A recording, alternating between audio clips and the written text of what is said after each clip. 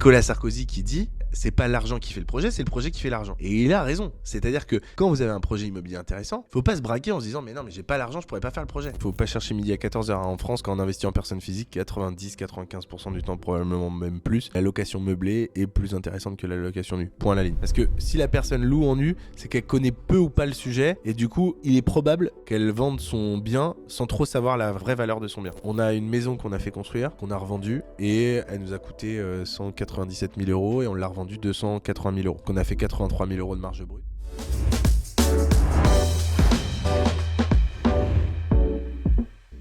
Hello Amaury, comment vas-tu ? Ça va et toi ? Ça va très bien. Écoute, je suis très content de te recevoir aujourd'hui. Je te remercie également d'avoir accepté mon invitation.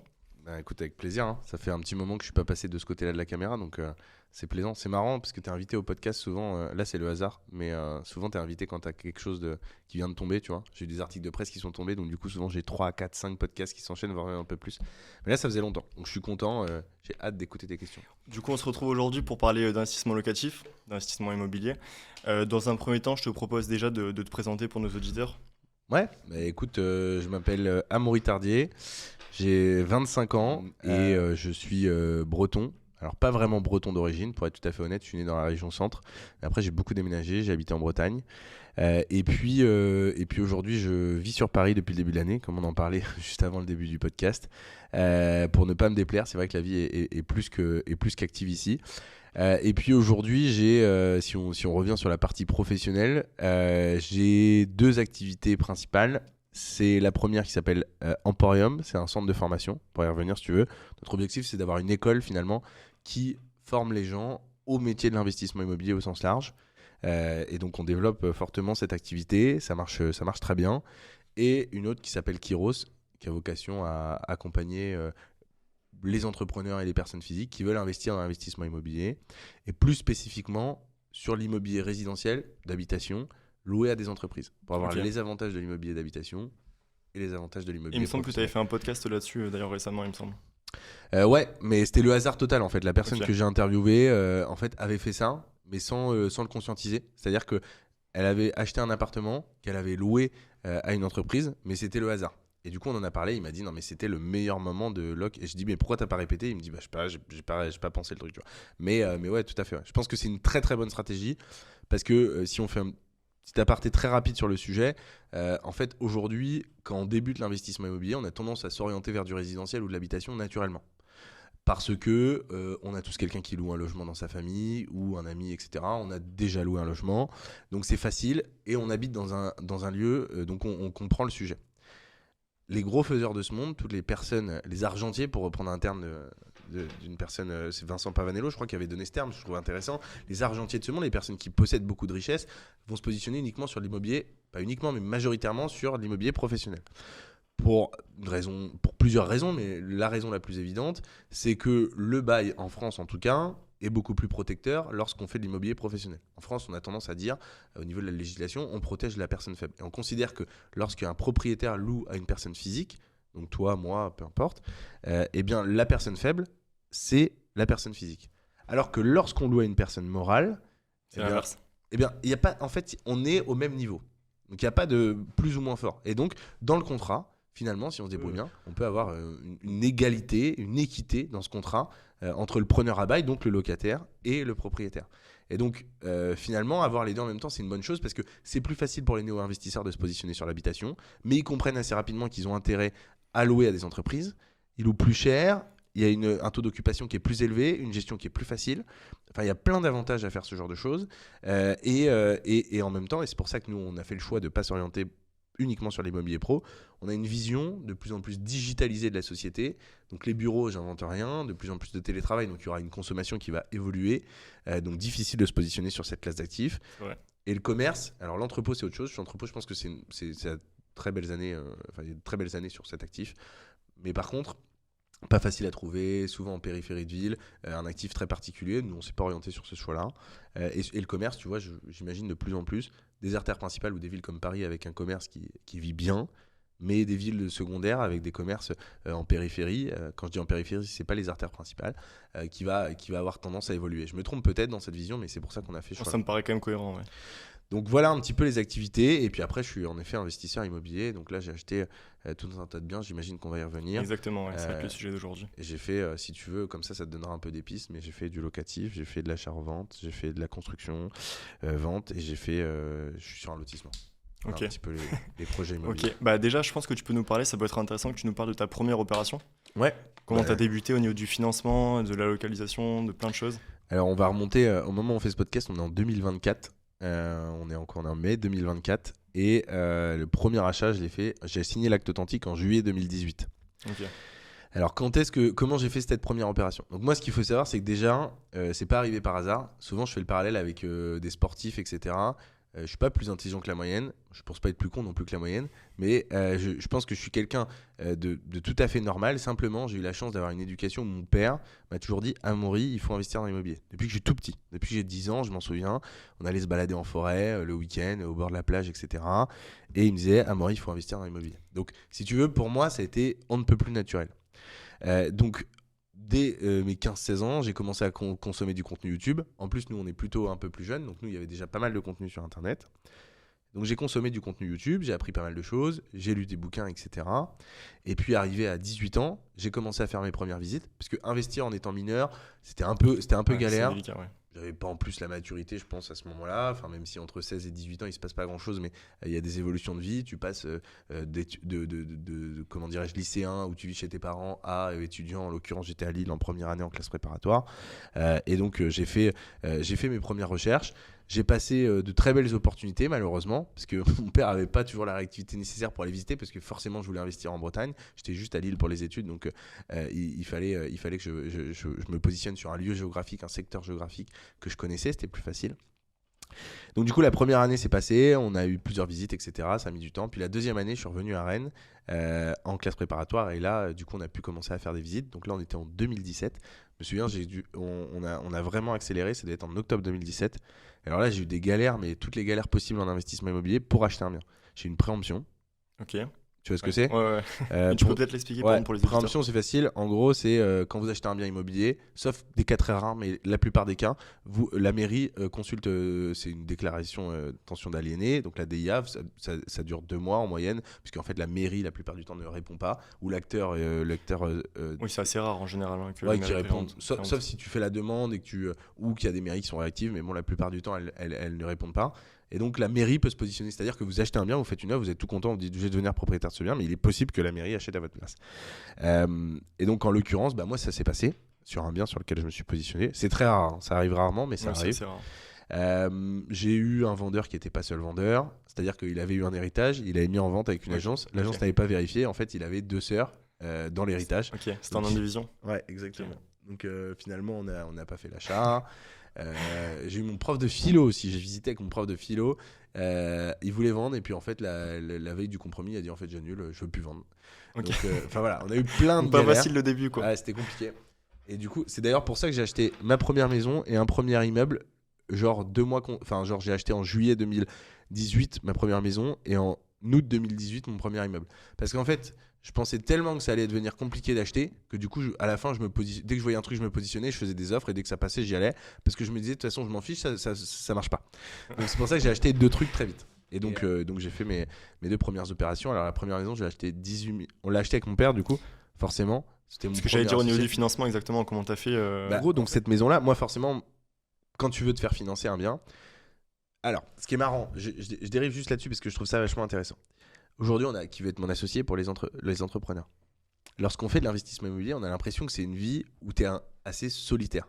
Tu as fait de l'investissement toi d'ailleurs? Non, je n'ai pas commencé encore. Okay. C'est assez solitaire la vie d'investisseur. Mais c'est dommage parce que en réalité, d'ailleurs, souvent les grosses opérations réalisées par les gros faiseurs, ils s'associent quand ils font leurs opérations.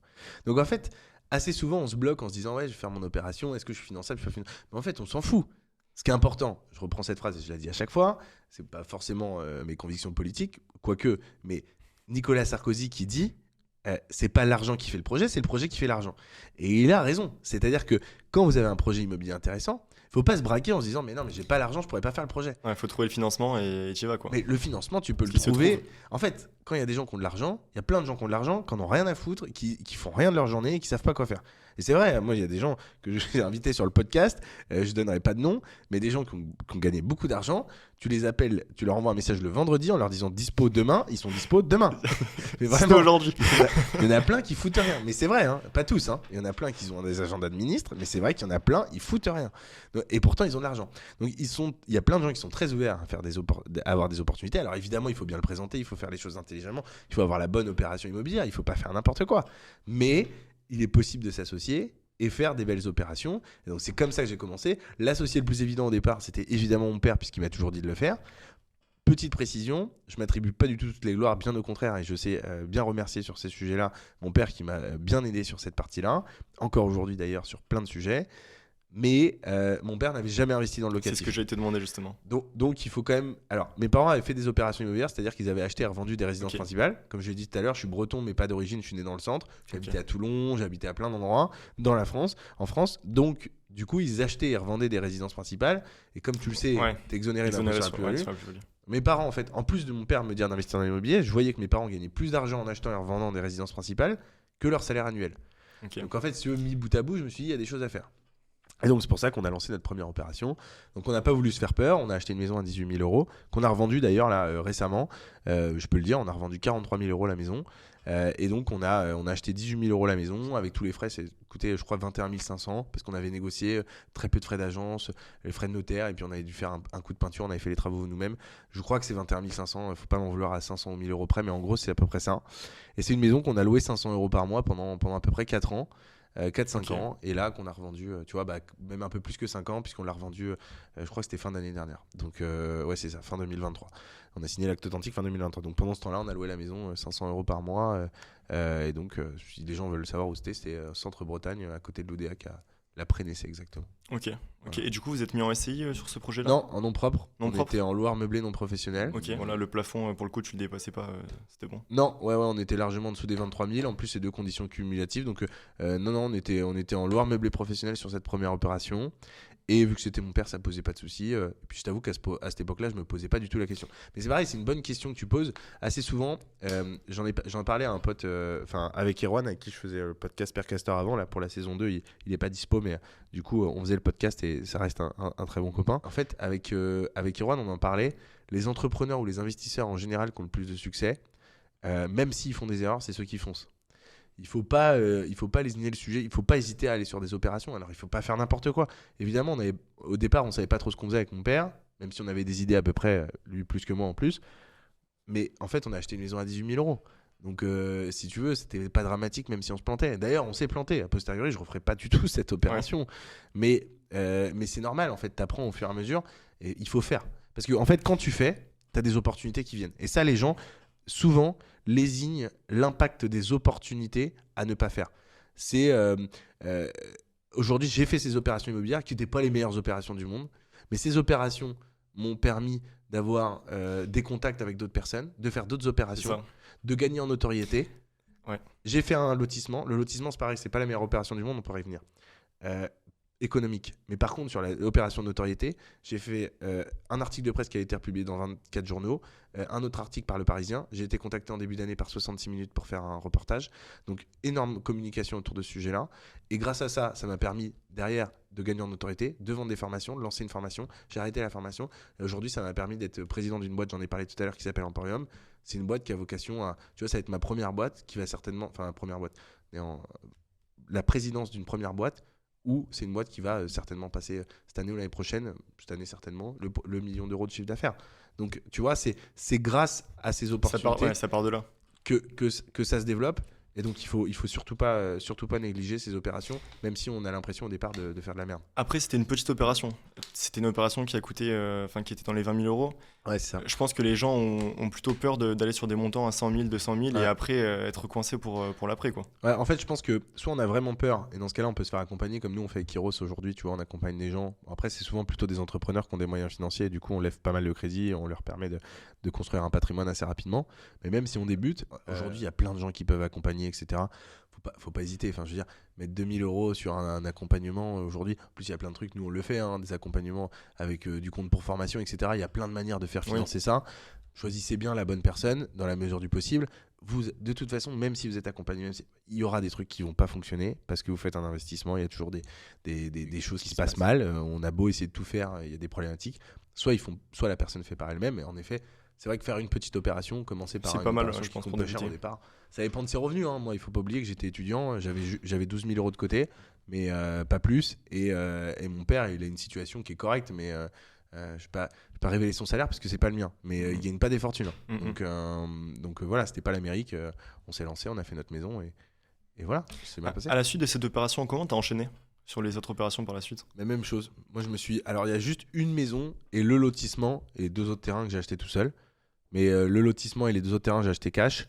Et encore, les 2 autres terrains, c'est en cours. Mais le lotissement, en l'occurrence, j'ai acheté cash. La maison, j'ai acheté à crédit. Celle-là, j'ai réussi à faire un crédit tout seul. Okay. Mais tout le reste, je me suis associé. Donc en fait, dès que j'avais une opération, au départ, j'ai acheté avec mon père. À un moment donné, mon père, il m'a dit Amaury, t'es mignon, mais moi, j'ai pas envie d'acheter autant. Donc du coup, j'ai continué solo et là j'ai rencontré des gens, tu vois, des soirées IMO comme là tu fais en podcast en donnant des opportunités business, de rencontrer du monde et après de proposer des opérations. En soirée IMO, tu rencontres des gens, il y a plein de gens qui ont 30, 40, 50 ans qui ont une situation à peu près correcte dans ces soirées-là, qui demandent qu'à investir mais qui se le disent pas, mais qu'en réalité ils ont un peu peur de faire tout seul. Tu vas voir avec ton énergie, t'es jeune, vigoureux et motivé. Il y a des gens qui vont financer. Moi, j'ai réussi à le faire à 19 ans, alors que Dieu sait que probablement je racontais n'importe quoi.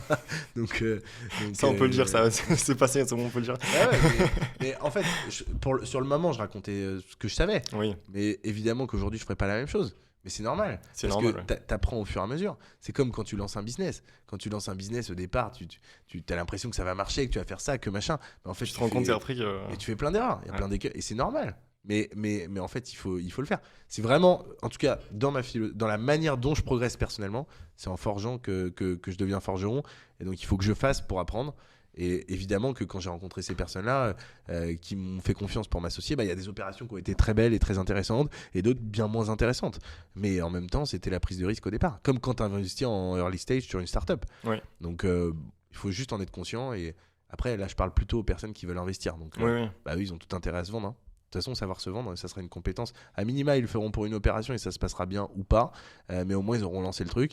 Au pire, ça leur fera un apprentissage pour la suite. Parce que savoir se vendre, c'est essentiel. Ouais. Quand tu démarchais ces personnes-là pour investir, comment tu faisais? Tu leur proposais de faire une SCI et de faire 50-50? C'est une bonne question parce que celle-là, on me l'avait jamais posée en plus. Quand j'ai commencé, je savais même pas en fait.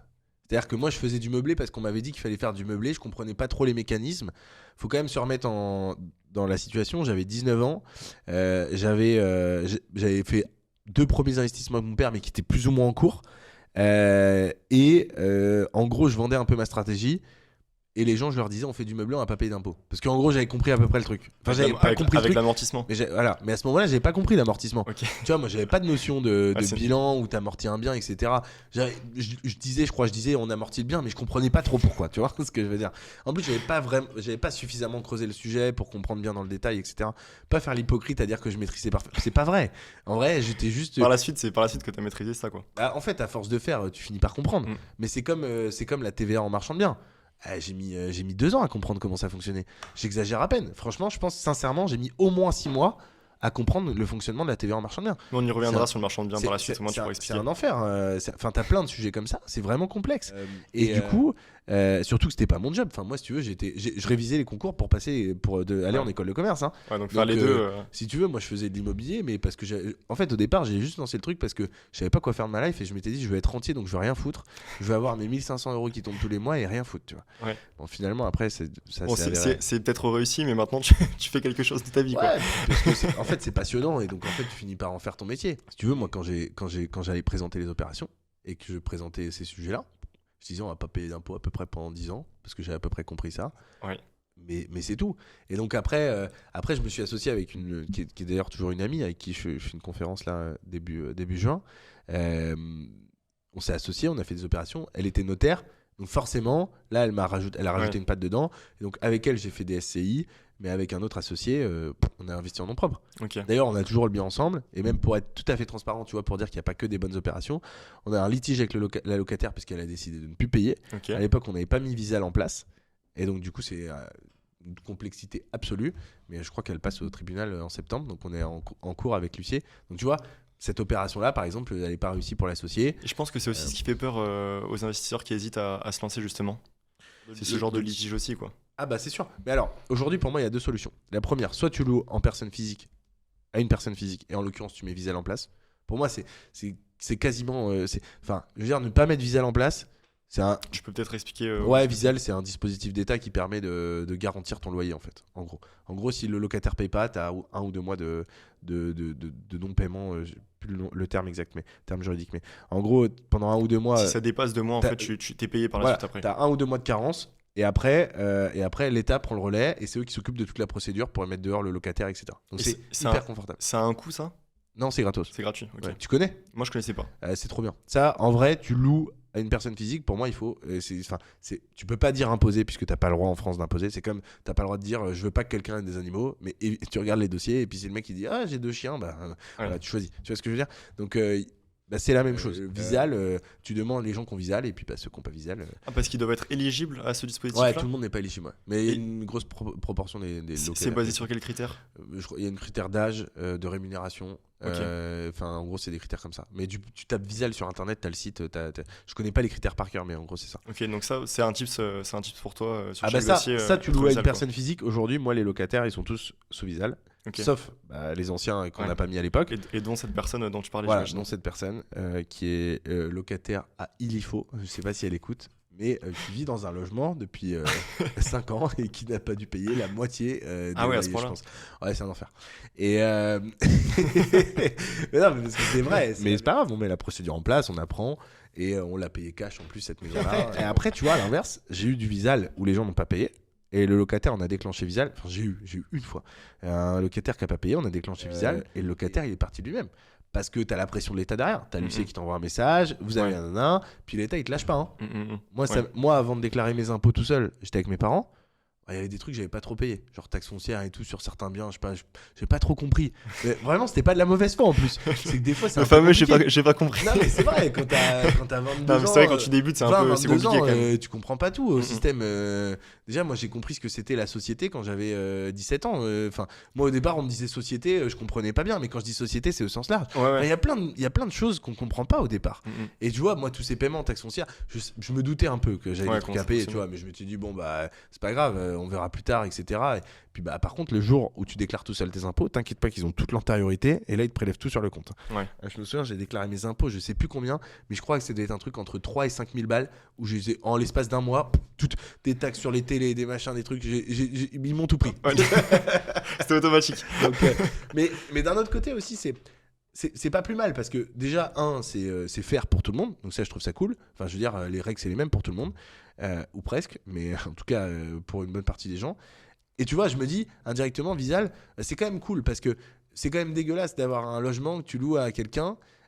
Alors, si la personne est de bonne foi et qu'elle paye pas 1 ou 2 mois de loyer parce que ça va pas et qu'elle te rembourse plus tard, etc., ça arrive.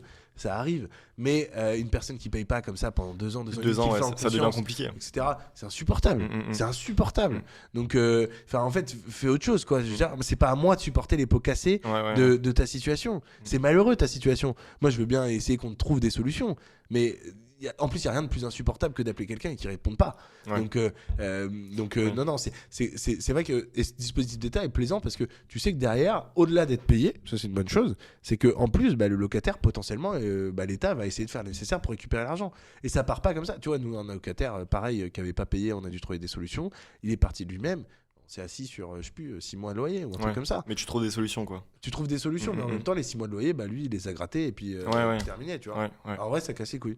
Franchement, ça casse les couilles parce que toi, tu as payé ton crédit pendant ce temps-là, tu mets les choses en place, c'est du temps, c'est du stress. C'est ça, Quand la toiture, elle est pétée, c'est pas au locataire de payer, c'est à toi de payer, ça coûte des sous. Faut entretenir la maison pour qu'il puisse se loger. Rien n'est gratuit dans ce monde. Donc, c'est vrai. Tu vois. Donc, il y a Visal.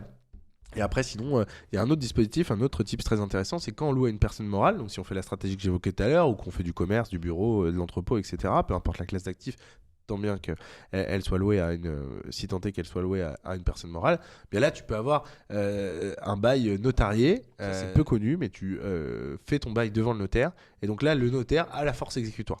Ça veut dire que demain, si le locataire ne paye pas ou ne respecte pas un principe du bail, genre il n'entretient pas le logement alors qu'il devrait l'entretenir et que c'était noté dans le bail, typiquement il n'entretient pas le jardin, il y a de la forêt vierge dehors et tu lui as dit 3 fois qu'il fallait entretenir et qu'il n'entretient pas, force exécutoire, tu peux la faire appliquer, et donc du coup tu peux mettre dehors le locataire, et là tu n'as pas besoin de passer devant un juge, puisque de fait le bail notarié permet cette force exécutoire. Ok. Ah, donc pas mal ça. Ça c'est un truc et on peut le faire aussi pour une personne physique, si c'est une personne physique qui loue, mais souvent on le fait pour une personne morale, parce que en fait une personne physique tu vas être sur un bail avec un préavis de 1 à 3 mois, alors que sur une personne morale tu vas partir sur un bail commercial par exemple avec un 369 ou même d'autres types de baux, mais ça peut être celui-là, et là le locataire peut partir que tous les 3 ans avec un préavis de 6 mois. Okay. Étant donné qu'un bail notarié ça coûte, en gros nous on les fait, je crois qu'elle nous les fait à 985 balles, mais c'est pas cher. En gros il faut compter entre 1500 et 2000 balles à peu près le bail. Okay. En gros d'après les informations que j'ai, si tu le fais pour un locataire et qui part au bout d'un mois, t'as pas amorti ton truc quoi. Ouais, normal. Donc il faut avoir un intérêt financier à le faire. Okay. Mais ces deux solutions là sont vraiment des bonnes solutions pour se garantir de ce type de problématique. Ok, je voulais te poser une question également sur tout ce qui est gestion. Est-ce que tu passes par une société de gestion, ou est-ce que, pour la gestion locative, ou est-ce que tu passes en direct? Nous déjà chez Kiros on fait de la gestion locative. Ok. Donc déjà si vous écoutez ce podcast et que vous voulez qu'on gère vos biens, lien en description. Vous pouvez nous contacter. Et ensuite, peut-être que tu peux préciser en termes de frais combien ça représente par rapport au montant du loyer. 6% hors taxe des loyers. On est dans la moyenne. On n'est pas moins cher, on n'est pas plus cher, on est dans la moyenne. Et moi je fais gérer mes biens. À l'époque j'avais pas de société de gestion, donc c'est Virginie qui gère nos biens, et ça se passe très bien, donc c'est pour ça qu'on reste avec elle. C'est aussi pour une manière de la remercier, parce qu'elle nous a quand même bien aidé sur la remise en place du parc, puisque ça c'est pareil, si vous avez un mauvais gestionnaire ou quelqu'un qui s'occupe pas de la meilleure manière de votre parc, ça peut devenir très vite relou. Donc soyez bien vigilants sur la personne qui s'occupe de vos biens. Je l'ai aussi expérimenté et je peux vous dire que c'est un enfer. C'est vraiment un enfer. C'est d'ailleurs pour ça que je paye aujourd'hui les pots cassés sur certains biens, parce qu'il y a une personne... T'as des exemples un peu de situations Ah ouais, mais j'en ai plein. Le plus marrant, le plus marquant, je pense que c'était le locataire là qu'on... Après, le problème c'est que ça, pour le coup, je peux pas trop le dire à la caméra. Ça, je peux pas trop le dire. Enfin, en fait, j'ai des exemples, mais le truc c'est que je suis en train de réfléchir, je peux pas trop le dire. Parce qu'on a fait des trucs qu'on n'aurait pas dû faire. Okay. Mais ça sera off. Mais je suis en train de faut pas que je dise de conneries. Mais non, on a fait des trucs... c'était chaud à un moment donné. Ouais. Ok. Okay. Je peux pas en vrai je peux pas. Je sais pas si ça sera coté ça. Tu peux garder ça me dérange pas, mais c'était chaud et je peux pas le dire parce que je prendrais trop. Enfin, c'est pas des gros risques hein, mais non, pour te répondre, on a été convoqué au commissariat et tout, donc. Ah oui. Il y a des trucs que je peux pas dire. À présent, on pourrait peut-être parler de ta stratégie pour identifier les biens immobiliers sur lesquels tu veux investir. Sur quels critères tu te bases toi? Alors, je pense que avant de choisir un bien, il est important de définir sa stratégie locative. Nous, aujourd'hui, avec les sociétés en location, finalement, on a une bonne partie des biens immobiliers qui peuvent être intéressants. Alors, intéressant, pour nous, c'est en gros entre 8 et 10% de rendement sur du clé en main. Okay. Aujourd'hui, c'est ce qu'on commercialise. Si tu veux plus, tu peux aller chercher plus. En fait, ce qu'il faut bien comprendre, c'est que pour identifier une bonne opération, je réponds juste pour la partie locative, on est d'accord hein. Dans un premier temps, et tu peux passer après sur l'autre partie. En tout cas sur la partie, mais même sur toutes les stratégies en général.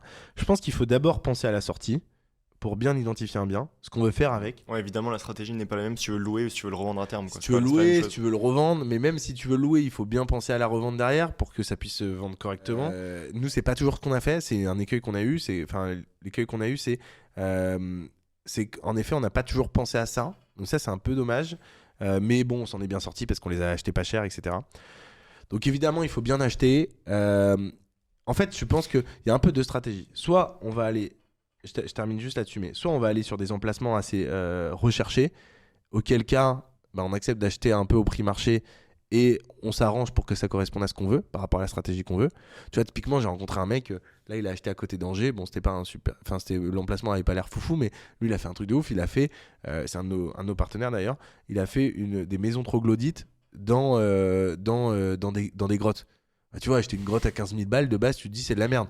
En fait, le mec, ça lui est revenu à 200 000 balles parce qu'il a fait un peu lui-même. Je pense pas trahir le secret des dieux en disant ça. Il fait, pas donner son nom comme ça, il prend pas de risque, mais il fait 12 000 euros par mois, je crois, il m'a dit, avec ses maisons troglodytes, enfin, ces deux grottes, tu vois, ces trucs troglodytes. Donc, en fait, ça va vraiment dépendre de ta stratégie. Mais soit on va sur des lieux premium et bien définir le bien avec la stratégie qu'on a et on accepte d'acheter au prix marché. Soit on va sur des lieux un peu plus secondaires, moins recherchés, genre, moi c'est pas mon DEL, mais bar d'immeubles dans des cités, genre campagne profonde, trucs comme ça. Et là, faut pas hésiter, à mon avis, à faire du volume et à tabasser le prix. Parce que de toute façon, il y a de fait moins de demandes. Et donc avoir une super... comme nous, on a pu faire, tu vois, on a acheté une maison de 18 000 balles parce que les gens étaient saisis bancaires. Et donc en fait, c'est la banque qui nous l'a vendue. Ok. Et moi, j'avais fait une offre à 15 000. La banque a dit non, on préfère aller comment dirais-je, au tribunal et puis voir combien on peut le vendre. Et puis en fait, j'ai dit ok, bah 16 000, 17 000, 18 000. Puis au bout d'un moment, elle m'a dit ok, 18 000. Et 16 000, elle m'a dit non. 17 000, elle m'a dit non. Ouais. Voilà. Donc tu tentes quoi. Je téléphone, 18 000. Bon, bah, 18 000, ok. Voilà, c'est bon. Tu vois. Donc, et cette maison-là, à l'époque, je crois, au départ, elle était à vendre à 81 000 euros. Mais c'était beaucoup trop cher, 81 000 euros. Ouais, si tu l'as revendu 40, ouais. Ouais, déjà on l'a vendu 43 000, bien. mais parce qu'on a eu des locataires qui nous ont bien dégueulassé la baraque aussi. Ok, c'est aussi pour ça alors. Mais, donc ok, parce que là, il y a des futurs investisseurs, je l'espère, qui nous écoutent. Quel conseil on peut leur donner en fait sur comment rechercher un bien, ce genre de choses? Bah, définissez votre stratégie. Qu'est-ce que vous voulez faire en fait? Est-ce que vous voulez pour de l'investissement locatif, admettons. Ouais, mais en gros, définissez votre stratégie. Est-ce que en gros, si la personne nous écoute et qu'elle a pas d'argent et qu'elle est jeune, ce qui peut être pas mal. Moi, si je devais recommencer aujourd'hui, j'ai l'impression, mais que, en tout cas, pour avoir rencontré des gens comme ça, pour faire de l'argent assez rapidement, c'est tout ce qui est location atypique en location courte durée. Ça a l'air de bien marcher, de faire de l'argent, ça va durer un temps, certainement, mais ça peut être bien, pour commencer. Si vous voulez juste gagner de l'argent et pas trop vous emmerder et faire quelques opérations. Si vous avez une vision plus long terme, construisez votre réflexion. Moi, par exemple, aujourd'hui, je t'ai expliqué ce que j'avais. On a le centre de formation. 2, la boîte de clés en main. La boîte de clés en main, elle a vocation à faire des partenariats avec des entreprises. Demain, ces partenariats avec les entreprises, ils me permettront après d'acheter des biens. Tu l'as compris, on peut acheter des biens facilement. D'acheter des biens et de les louer à ces entreprises. Et donc d'avoir une valorisation de portefeuille. 2, pour trouver des biens, on va avoir besoin de gens qui chassent, des gens qui recherchent sur le terrain. En fait, Emporium, qui est une boîte de formation, on forme toutes les semaines des personnes à notre vision de l'investissement immobilier. Alors pas que la nôtre, celle aussi de nos partenaires. Évidemment, il faudra que ça se fasse avec leur accord, mais dans le temps, il est probable qu'on ait des synergies entre ces deux structures, tu vois. Oui. Et donc finalement, là je parle vraiment sur une vision d'ensemble. Moi aujourd'hui, là ça fait un moment que j'ai pas acheté de bien immobilier, ça doit faire 2 ans. J'ai pas acheté parce qu'en fait aujourd'hui j'ai plus la volonté d'acheter, parce que j'ai pas envie d'acheter pour acheter et acheter quelques biens. J'ai envie de construire un écosystème d'ensemble. Parce que t'es pas coincé au niveau de ta capacité d'endettement par exemple. C'est pas par rapport à ça. Bah, en fait, je te dis. Parce qu'à un moment, tu dois l'atteindre comme ce plafond. Pour moi, je suis jamais coincé parce que, en fait, je réfléchis en association. Enfin, en fait, moi, à partir du moment où il y a un blocage sur un truc, tu vas chercher quelqu'un qui a plus d'argent et qui peut t'aider à le faire financer, et tu lèves des opérations. Donc, en fait, c'est soit on veut faire du one shot, et auquel cas, je pense que l'immobilier atypique peut être une bonne chose, soit on veut faire un truc un peu tranquille, auquel cas, des biens classiques, là, il n'y a pas vraiment de. Chacun fait un peu ce qu'il veut. Moi, je conseille plutôt, si on peut louer une entreprise, c'est très bien, dans une ville de taille intermédiaire. Ou si on a les moyens financiers, sur des villes comme Paris, ça peut être aussi intéressant. Ou 3, construire sa réflexion d'ensemble et monter un écosystème autour de soi qui permettra d'accélérer le jour où tu as envie d'accélérer. Ok. Voilà comment je construirais la chose, moi. Ok, ça me paraît pertinent. Du coup, on a parlé de taux d'endettement. Peut-être que tu peux expliquer aux auditeurs comment on calcule un taux d'endettement en France ? Ouais, alors, avant de te répondre sur cette question-là, je pense qu'il faut bien rappeler 2 choses. C'est qu'on a un taux d'endettement en personne physique. Assez souvent, on le considère puisque les gens, la plupart du temps, sont salariés. Et on a un endettement en personne morale. Alors, aujourd'hui, de plus en plus, au moment où on fait cette vidéo, les banques, c'est déjà d'actualité d'ailleurs, les banques considèrent la SCI comme ton endettement en personne physique. Avant, pas forcément. C'était moins le cas, avant. Donc en fait, il faut être vigilant là-dessus quand je dis personne morale. Mais nous, on a des entrepreneurs. Ça, c'est pour les entrepreneurs qui nous écoutent. Après, je réponds sur la personne physique, mais bon, je pense que ça, les gens le savent, mais je pourrais le préciser. Personne morale, en fait, vous avez une société commerciale excédentaire. Comment vous calculez votre endettement ? En gros, vous allez prendre votre BE, donc votre excédent brut d'exploitation. Si vous ne savez pas ce que c'est, vous allez sur votre bilan et vous allez le trouver. Votre excédent brut d'exploitation, Si vous êtes en micro-entreprise, en gros, c'est ce qui est excédentaire. Bon, après, si vous êtes en micro, c'est un peu plus difficile à faire. Mais en gros, c'est tout le cash que vous générez, l'excédent brut d'exploitation. Enfin, c'est pas exactement ça, mais C'est simplifié. Mais en gros, c'est vraiment c'est un peu plus détaillé que le résultat net. Vous avez votre excédent brut d'exploitation sur votre société commerciale. Vous le multipliez en gros entre 10 et 15. 15 si vous êtes optimiste, 10 si vous êtes pessimiste. Et vous allez avoir votre capacité d'endettement, si tant est que vous ayez... Ça, c'est ce que moi j'ai vu, c'est ce que je vois avec nos investisseurs aujourd'hui. Donc, je ne sais pas si c'est le cas partout. A priori, il y a d'autres banques qui fonctionnent moins comme ça. Okay. Mais chez nous, ce qu'on voit, c'est que les banques demandent en gros 10% d'apport sur les opérations en mai 2024 et 20% de placement sur des produits financiers, entre 20 et 30%. Okay. En gros, tu as un excédent brut d'exploitation de... Bon, on va dire, les personnes qui nous écoutent ont un excédent brut d'exploitation, on va simplifier le calcul, 100 000 balles. On va être optimiste, parce qu'on est des entrepreneurs et des investisseurs, donc on est optimiste. On multiplie par 15. Donc tu peux lever 1 500 000 si tu as 10% d'apport, plus 20% à placer sur des produits financiers. En gros, 500 000 balles. Plus 20% sur les produits financiers, c'est voilà. Okay. Donc en gros, 500 000 balles de côté. J'exagère, ces conditions-là ne sont pas tout le temps. Il y a des banques qui sont plus ouvertes, surtout si vous avez un financement qui est assez léger. Genre 1 million, 1 500 000, c'est pas un gros invest. Du coup, vous pouvez rentrer dans les cases d'une banque sans monter sur les délégations et donc potentiellement investir sans avoir des conditions très restrictives. Si tant est que vous entendez bien avec votre banquier, que ça passe et que votre dossier puisse être au bon endroit, au bon moment avec la bonne banque, selon la stratégie de la banque. Mais en gros, les conditions que je vois aujourd'hui, moi, c'est celle-là.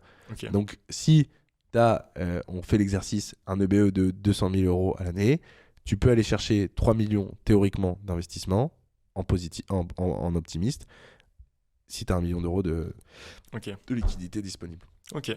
J'exagère parce que c'est pas exactement ce ratio-là, mais c'est ce schéma-là, quoi. Donc ça, c'est un peu pour le taux d'endettement professionnel, ce qu'on constate. Sur le taux d'endettement des particuliers, bon bah là c'est toujours la même chose. Alors aux dernières nouvelles, nous on fait plus de pros que de particuliers, mais aux dernières nouvelles c'est 35% de taux d'endettement. Et donc là, c'est assez simple. Ils vont prendre votre rémunération et puis ils vont calculer les 35% d'endettement que vous avez. Ok, mais sur un projet locatif, ouais. T'ajoutes les loyers à ton salaire? Ça dépend. Parce qu'avant ça fonctionnait comme ça, il me semble que ça a changé. Ouais, maintenant c'est plus vraiment d'actualité, ça dépend des banques. Il y en a qui le font toujours. Ah, il y en a qui le font toujours. Ouais, il y en a qui le font toujours, qui ajoutent parfois 100% des loyers, parfois 90%, parfois 70%. Ouais, j'ai entendu 70%. Ouais, ça dépend des banques. Il y en a, ils mettent 100%, d'autres 90%, d'autres 70%. Ça dépend des moments, ça dépend des dossiers, ça dépend de plein de trucs, mais ça arrive, ouais. Mais c'est moins vrai qu'avant. Et si c'est pas cette technique, c'est laquelle du coup? Des fois, il y en a, ils prennent pas en compte les loyers. Pas du tout? Non. Ok. Ouais, donc c'est plus compliqué d'un coup. Ça limite plus, ouais. Mais après, en fait, il faut voir ce qu'on veut faire. Soit on veut gagner de l'argent, auquel cas on n'a pas. Regarde, tu vois la maison troglodyte là que je te disais tout à l'heure. Là, tu peux te creuser la tête. Tu te dis, ok, je fais mon projet sur les 2 prochaines années, j'en fais 1 ou 2. Je fais des trucs atypiques, ça va me prendre du temps, ça va pas me coûter très cher. Tu vois, 200 000 euros. En gros, la plupart des gens qui nous écoutent, s'ils sont salariés, ils vont pouvoir aller les chercher. Et au pire, ils s'associent avec quelqu'un, ils pourront aller les chercher. Ouais. Tu fais ce projet-là. Moi, je l'ai pas expérimenté, mais de ce qui est dit des personnes qui me semblent être c'est des gens qui tiennent la route, c'est suffisant, tu vois, pour à peu près en vivre. Oui. Tu en vis correctement selon ce que tu as fait comme projet. Si tu as une vision plus globale, de toute façon, à un moment donné, il faudra soit tu as une boîte qui crache à mort, et auquel cas, dans ce cas, t'es finançable, etc. Mais en personne physique, à un moment donné, tu es bloqué. Hein. Ouais. Peut-être que la technique, justement, c'est de commencer en personne physique et après finir en personne morale. Ouais, bien sûr. Si tu deviens entrepreneur, ouais. Voilà, si tu es entrepreneur. Si tu restes salarié, tu restes en personne physique, tu t'associes avec d'autres personnes, tu fais des projets. Voilà. Ouais. Moi, en tout cas, si je devais le faire aujourd'hui, c'est comme ça que je le ferais. Et donc, ton premier projet, tu t'associerais à quelqu'un sur ton premier projet? Si t'es pas finançable, oui. Et si tu l'es? Non. Non, je pense que l'association... Alors, sauf si t'as peur, etc., machin, mais si tu sens que tu veux faire le truc tout seul, le premier projet, le faire tout seul, c'est pas un problème. Ok. Et ça dépend aussi de ta personnalité. Moi, c'est facile pour moi de m'associer parce que j'ai une personnalité comme ça. Je disais la dernière fois sur un podcast. T'as des personnalités pour qui c'est plus difficile. En fait, il faut essayer de comprendre aussi comment on fonctionne intérieurement. Est-ce que tu sens que tu es une personne qui a vocation et si vous n'avez pas la réponse, c'est facile. Est-ce que vous avez plein de copains et vous avez besoin d'être tout le temps entouré, ou est-ce que vous rechargez vos batteries quand vous êtes tout seul en train de marcher dans la forêt? Si la réponse c'est je recharge mes batteries quand je suis tout seul en train de marcher dans la forêt, si vous le faites une fois par mois, c'est pas grave. Mais si vous avez besoin de le faire tous les jours, 2 heures par jour, l'association, vas-y tout seul. réfléchissez-y à 2 fois. Si la réponse c'est j'adore la fiesta, j'ai plein de copains, je m'énergise en rencontrant des gens, j'adore aller au bureau, je parle à tout le monde, bah, associez-vous. Parce que a priori vous avez un profil, c'est pas sûr à 100%, mais a priori vous avez un profil qui a vocation. On est quand même des humains qui vivons en société, on a besoin du contact de l'autre, donc il y a quand même une grosse proportion des gens normalement qui devraient être open pour l'association. Okay. Choisissez bien les choses, partez du postulat que la personne que vous faites venir sur votre projet, si elle finance le bien, elle fera que financer. Sinon vous allez être déçu. Partez pas du postulat qu'elle va vous aider à faire des trucs et machin. Non, partez du postulat que vous faites tout vous-même, comme un business angel qui met de l'argent dans votre boîte. De temps en temps, ils pourront vous aider pour 2-3 trucs, mais partez du postulat que vous faites tout vous-même. Comme ça, vous mais à ce moment-là, si tu pars du principe que tu fais tout toi-même, tu dois avoir un pourcentage qui est plus élevé. Non, le bon deal au départ, à mon avis, de ce que je vois, un deal faire quand on commence, que c'est son premier projet. Il faut être conscient qu'on va faire des erreurs. La personne qui vous aide à vous faire financer, elle le sait pas encore, mais certainement vous allez l'envoyer droit dans le mur. Non, mais c'est possible. En vrai, ça arrive. Moi, je l'ai fait pour. J'ai pas envoyé droit dans le mur, mais il y a des gens à qui. Moi, il y a des investisseurs à qui j'ai fait perdre de l'argent sur un projet. Je pense notamment à Samuel, la maison dont je parlais tout à l'heure. Aujourd'hui, il aurait fait un placement financier sur autre chose. Il aurait même gardé son argent. On n'a pas revendu la maison, mais je suis pas certain qu'on la vende tellement plus cher que ce qu'on l'a acheté. Il a gagné de l'argent in fine, mais il aurait pu gagner. Plus. En vrai, je lui ai pas fait perdre d'argent, c'est pas vrai. Mais il y avait un manque à gagner. Tu vois, j'ai un autre projet avec une autre personne où on investit ensemble. Eux, ils ont perdu de l'argent. Moi, j'en ai pas perdu parce que dans le projet, je suis sorti avant parce que je leur avais dit que je voulais sortir. Enfin, moi, je leur ai dit que je voulais sortir à ce moment-là. Eux, ils m'ont dit non, on veut rester. J'ai dit ok, moi, je vous vends mes parts. Ils ont gardé le projet. Okay. Ils ont revendu a posteriori. Sur toute l'opération, je connais pas les chiffres précis, mais je pense qu'ils ont perdu de l'argent. Okay. Bon, par chance, on a fait une autre opération à côté où ils ont gagné pas mal d'argent. Donc, ça compense. Mais il y a des investisseurs à qui j'ai fait perdre d'argent. Ça fait partie du jeu. Moi, c'est pas toujours. Ouais, mais c'est normal. Après, j'ai pas fait que des opérations réussies. À présent, je pense qu'on pourrait parler de location meublée, location nue, LMNP, LMP, même Airbnb. Ouais. Peut-être pour qu'ils comprennent un petit peu les auditeurs. Ouais. C'est quoi ta question? C'est quoi la question justement? C'est est-ce que tu peux un petit peu aborder ces différents points-là, expliquer quels sont les avantages, par exemple, de la location meublée, je veux dire. Je peux l'expliquer rapidement, mais après, de toute façon, il faut pas chercher midi à 14h. En France, quand on investit en personne physique, 90-95% du temps, probablement même plus, la location meublée est plus intéressante que la location nue. Point à la ligne. D'ailleurs, tu voulais savoir comment on fait une bonne opération. Si vous allez visiter un bien et que la personne est propriétaire en personne physique et loue son bien, ou louer son bien à l'époque, et le louer en nu, souvent c'est un indice de méconnaissance. Parce que si la personne loue en nu, c'est qu'elle connaît peu ou pas sujet, et du coup, il est probable qu'elle vende son bien sans trop savoir la vraie valeur de son bien. Tu vois. Donc ça, c'est un indice intéressant. Pourquoi ? Parce que en fait, en meublé, alors le meublé, ce qui est magnifique. Alors attention, parce que en plus la législation évolue en ce moment pas mal sur ce sujet-là. Mais ce qu'il faut garder en tête, c'est que en gros, quand vous faites du meublé, vous amortissez votre bien. Donc ça veut dire quoi ? Ça veut dire que votre bien, il a une valeur, par contre, de postulat, vous l'achetez 200 000 euros. Bon, déjà, si vous avez une maison, un appartement pareil, mais vous avez une partie pour le terrain ne s'amortit pas. Donc ça, il faut le garder en tête. Donc ça, c'est une proportion du bien. Bon, on va dire que votre terrain représente sur les deux. On va dire que votre bien, vous l'avez acheté 200 000 euros et 220 000, comme ça c'est plus facile, et la proportion du terrain est valorisée à 20 000 euros. Le reste, c'est votre bien immobilier. Donc déjà, c'est 20 000 euros, hop, vous les amortissez pas. Par contre, le reste, vous pouvez l'amortir. Et vous le ventilez, selon un nombre d'années. Les meubles, ça va être en gros 7 ans. La cuisine, je crois que c'est un peu plus. Enfin, voilà. Et après, vous avez le gros œuvre qui va être plutôt potentiellement ventilé sur 30 à 50 ans, selon ce que vous voyez avec votre expert comptable, la manière dont vous voulez le ventiler, etc., l'âge le bien, quand est-ce qu'il a été construit. Il y a plein de critères qui rentrent en considération. Mais en gros, c'est comme ça que ça fonctionne sur la ventilation. Et en fait, l'intérêt qu'on a, c'est que cet amortissement va permettre de venir se mettre en opposition au produit que vous allez réaliser. C'est une charge fictive qu'on met en face des revenus. Ouais, c'est ça. Fictive, théorique. Alors, en fait, ce qui est bien avec l'immobilier, c'est que oui, en effet, elle est un peu fictive, puisque en fait, votre bien va plutôt prendre de la valeur dans le temps. Bon, en réalité, vous allez avoir des travaux dans le temps, donc c'est pas non plus complètement idiot. Mais en fait, cet amortissement, pour celles et ceux qui ne sont pas familiers avec le sujet, il fonctionne pas que dans l'immobilier, il fonctionne dans tous les sujets. Quand vous achetez une voiture en entreprise, c'est pareil, on l'amortit sur 5-10 ans. Je connais pas exactement les chiffres précis, mais j'imagine que c'est quelque chose comme ça.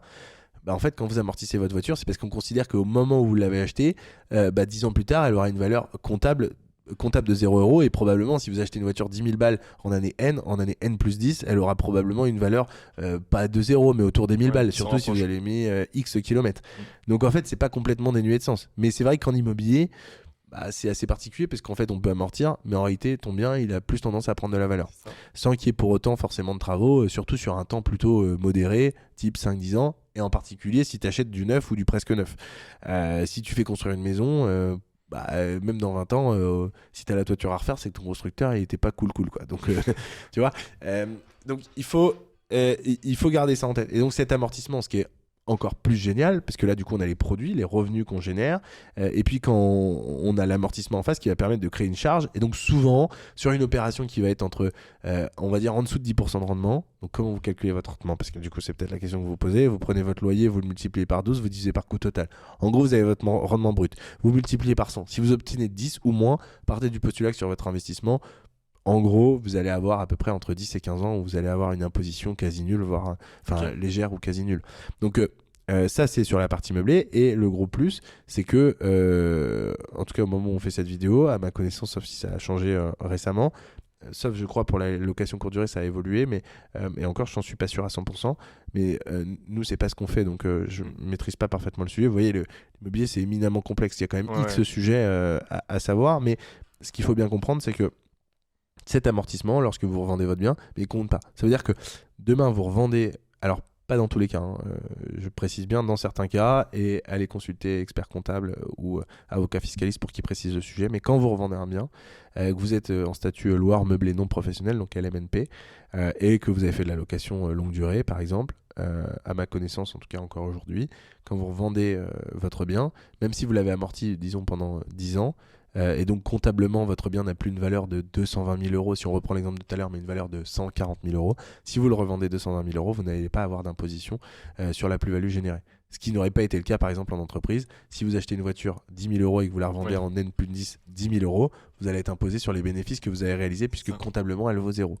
Et donc c'est le gros plus de l'immobilier. C'est pour ça que souvent quand on débute, la location meublée est une très bonne solution. Ok. Voilà. Okay. Et après, si vous êtes entrepreneur et que vous regardez la vidéo, le montage juridique qui fonctionne le mieux en général, c'est société commerciale détenue par une holding si votre société commerciale est largement excédentaire, qui elle détient une SCI à l'IS et on investit massivement avec une SCI à l'IS. Ça marche bien comme modèle. Ouais, ça marche bien si ton objectif c'est de détenir le bien et pas de le revendre à terme. On peut peut-être revenir sur l'une de tes opérations qui a particulièrement été réussie. Ouais, bah elle est pas particulièrement réussie.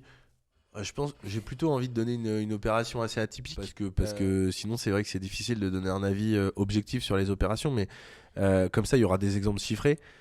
On a une maison qu'on a fait construire, qu'on a revendue et elle nous a coûté 197 000 euros et on l'a revendue 280 000 euros. Okay. Donc on a fait 83 000 euros de marge brute et ça c'est souvent on a tendance à avoir des opérations soit d'investissement locatif, soit de marchand de biens. Mais assez rarement des opérations de construction dans la perspective de vente. Ça reste des très belles opérations. C'est peut-être un peu moins vrai aujourd'hui parce qu'à l'époque, construire c'était moins cher. Mais quand j'ai fait l'opération, c'est une opération qui finalement m'a pas pris beaucoup de temps, qui est longue dans le temps. C'est la limite de ce type d'opération. Oui. Mais enfin moi j'en connais plusieurs qui ont fait des opérations et je connais personne sur du marchand de biens. Il y en a qui ont perdu de l'argent, sur du locatif, etc. Des fois tu fais des opérations, c'est un peu moyen, tu as des locataires qui te cassent les pieds. Autant sur la construction-vente, à part avoir un constructeur qui te pète dans les mains, mais j'ai jamais entendu à part sur M6 sur 66 minutes ou Capital, j'ai jamais vu personne galérer avec un constructeur. Enfin si, j'en ai vu, mais qui ont du retard, mais c'est pas dramatique. Mais c'est des opérations qui sont intéressantes, je trouve, pour gagner de l'argent. Peut-être moins pertinent ces jours-ci avec la hausse des matières premières. Ouais, peut-être. Et en même temps, pour contrebalancer, t'as la loi ZAN, zéro artificialisation nette à 2050, qui fait que les terrains vont se raréfier de plus en plus, ça va être de plus en plus compliqué de construire, donc probablement que lancer une construction dans les années à venir, si on a une belle opportunité, c'est pas idiot, hein. Donc il y a jamais de bon moment. Après, c'est vrai que c'était plus facile avant 2020, je pense, de faire construire et de revendre. Mais j'ai un copain là qui vient de solder une opération et je crois que, je vais pas dire de bêtises, mais en plus c'est possible qu'il écoute le podcast, mais je crois qu'il me disait au total il va faire 220 000 euros de plus-value sur 2 maisons. Donc, et c'est actuel, c'est en ce moment. Là il a revendu je crois il y a quelques semaines et il en fait construire une autre. Donc ça reste des belles opérations. Donc ça reste toujours pertinent, ok. Donc tu as parlé d'une opération qui a été réussie. Est-ce que tu peux nous parler d'une opération qui a été un échec pour que les auditeurs qui nous écoutent J'en ai plusieurs, hein, c'est pareil, hein, des opérations qui ont été des échecs, mais après, en fait, c'est toujours la manière dont tu t'arrives à t'en sortir. J'ai jamais eu un échec cuisant où ça a été vraiment, ça m'a mis au tapis, tu vois. Mais j'ai des opérations où je crois que j'ai jamais eu d'opération où j'ai revendu à perte. Donc ça, c'est quand même plutôt positif. Jamais perdu d'argent en vendant un bien. Tu vois, une opération aujourd'hui qui est lourde à porter pour moi, c'est le lotissement. j'en parlais au départ, c'est pas un échec, mais c'est pas l'opération que j'imaginais. Il faut se remettre dans le contexte. 2021, je fais une offre sur un projet, j'achète un terrain pas cher, quasiment 2 hectares, donc 20 000 m², 19 202 m² pour être précis. On lance l'opération. Objectif, moi en fait ce qui s'est passé c'est que j'ai fait construire une maison, je l'ai revendue, j'ai gagné de l'argent. Mes parents l'avaient fait, ils avaient gagné de l'argent en déménageant. Je me suis dit en fait je vais pas en faire une, je vais en faire plein. Donc je me suis dit je vais acheter un lotissement. Et donc du coup je lance cette opération. Je revois ton côté optimiste. Aujourd'hui cette opération elle est fatigante parce que elle me coûte pourtant j'ai tout financé en fonds propres, mais tu vois j'ai 150 000 € de bloqués sur cette opération. Ok. C'est beaucoup par rapport à ce que j'ai, tu vois. C'est une proportion trop importante de ce que je devrais être capable de mettre dans une opération. Donc ça me bloque pour la suite. C'est une opération où je pensais que j'allais gagner énormément d'argent. Bah, aujourd'hui, ça m'en coûte plutôt qu'autre chose. Juste la taxe foncière, je sais plus exactement. Je crois que c'est 4 200 ou 4 700 €, tu vois. Juste la taxe foncière. Tu dois le nettoyer de temps en temps, le terrain. À chaque fois, tu manges 5 000 € pour nettoyer le terrain. Enfin voilà, tu as plein de frais. C'est un peu un gouffre financier, quoi. Ouais, c'est vraiment... Ça coûte de l'argent tous les mois. Je pense que lycée à l'année, ça me coûte 1000 balles par mois ce terrain. Ah ouais. Donc tu vois, ça me coûte vraiment de l'argent, ou pas loin. Donc ça, c'est pour l'entretien de ce terrain. Et aujourd'hui, l'opération, je ne l'ai pas sortie. C'est pas que je ne veux pas la sortir. C'est que les terrains, entre le moment où je me suis positionné, parce que c'est des opérations très longues, entre le moment où je me suis positionné et aujourd'hui, déjà, j'ai rencontré des acteurs qui m'ont fait des promesses sur tout un tas de sujets. Finalement, ça s'est avéré que ça s'est pas fait, mais par mes connaissances de ma part. Mais c'est ok, en fait, j'apprends. Mais tu vois, tu me demandes une opération, ça c'est pas très bien réussi. Autant d'un point de vue marketing, je trouve que ça a été une très bonne réussite qui m'a aidé sur plein de choses que j'imaginais pas au départ d'ailleurs. Autant d'un point de vue financier, aujourd'hui, ça me coûte de l'argent plutôt qu'autre chose.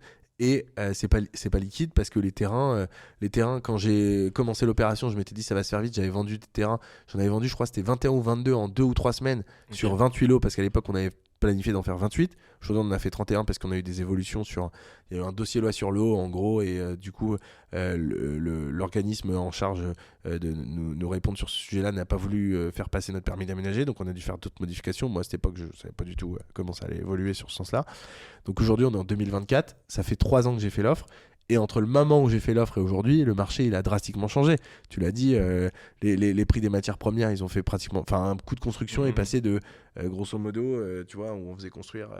Moi, quand je faisais une maison, on devait être entre 800 et 1200 € pour des constructeurs vraiment pas chers. Aujourd'hui, les moins chers, 1006, tu vois, 1004, 1006 minimum. Et encore, c'est même un peu plus cher. Donc, du coup, ça coûte plus cher. Les gens, pendant ce temps-là, les taux ont augmenté. Donc les gens ont moins de pouvoir d'achat, les gens ont moins d'argent aussi aujourd'hui, donc moins de possibilités de faire d'opérations. Donc en fait aujourd'hui je suis en train d'essayer de solutionner le sujet, tu vois, mais ça c'est une opération qui a été difficile, mais parce que j'ai vu, c'est bien d'être fonceur, mais il faut attention des fois, et je pense que j'ai vu trop grand à un moment donné.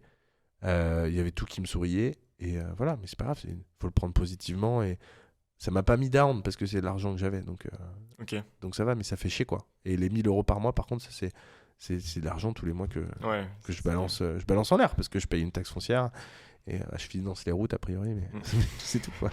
Bon, tant mieux. Ok. Pour finir, est-ce que tu pourrais peut-être donner 3 conseils aux futurs investisseurs qui nous écoutent et qui nous regardent?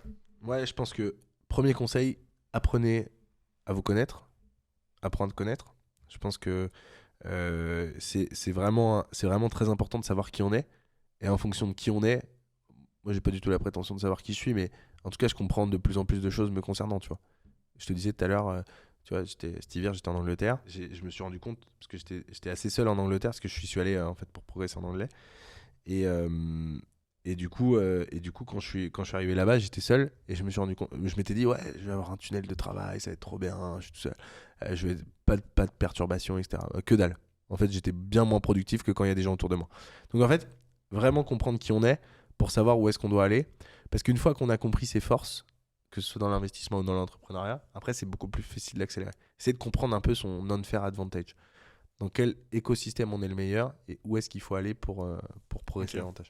Ça, c'est la première chose que je ferais. Le premier conseil, c'est vraiment comprendre qui on est. J'essaie de donner pas des conseils bateaux, même si ça se trouve, c'en est un, mais je ne crois pas l'entendre souvent, celui-là. Ensuite, je pense qu'il faut essayer de comprendre les choses autour de soi. Une fois qu'on s'est compris soi-même, il faut essayer de comprendre les autres. Tu vois, je te le disais tout à l'heure, un podcast, c'est genre ça coûte des sous à produire, mais et encore, tu peux commencer en achetant un micro-cravate si tu veux faire le truc vite fait, bien fait, tu fais ton truc, machin. Le podcast, c'est le meilleur moyen de faire du contact. Souvent, on se dit, c'est les gens qui vont écouter, qui vont me faire du business. Non, en fait, c'est les gens que tu invites. Parce qu'en fait, les gens que tu invites, tu vas parler d'eux pendant 1 ou 2 heures et à la fin, ils sont hyper contents. Donc, quand tu leur proposes de faire du business, c'est une bonne manière. Donc, ça, c'est le podcast parce qu'on est dessus. Mais du coup, tu vois, je te le disais tout à l'heure, vous êtes conseiller en gestion, presque peu importe. Vous lancez une activité dans un domaine, le podcast, et vous avez besoin de vendre, le podcast, c'est une bonne manière de vendre votre service. Parce que vous allez rencontrer des gens, amener votre podcast pour que l'invité puisse être la cible et ne se rende pas forcément compte qui va être closé. Mais le podcast, c'est une bonne excuse. Donc, comprenez un peu essayez d'amener les choses différemment. Parce que si tu envoies un message comme ça, là, tu vois, j'ai vu un réel hier d'Alex Hormozy qui disait qu'il en avait marre des gens qui le contactaient en disant je te propose ça, si ça, machin. Faites les choses différemment. Il y a plein de manières de discuter avec des gens. Mais pensez que la personne, elle va penser égoïstement à elle. Comme vous pensez à vous, bah elle pense à elle. Et donc, en fait, il faut lui... Faut que tout le monde s'y retrouve. Ouais. Et il faut faire un effort. Être original. Quand tu vas démarcher quelqu'un, il faut faire un effort. Surtout si c'est une personne qui est sollicitée, elle s'en fout de toi, quoi. Donc, pas tout le temps. Mais...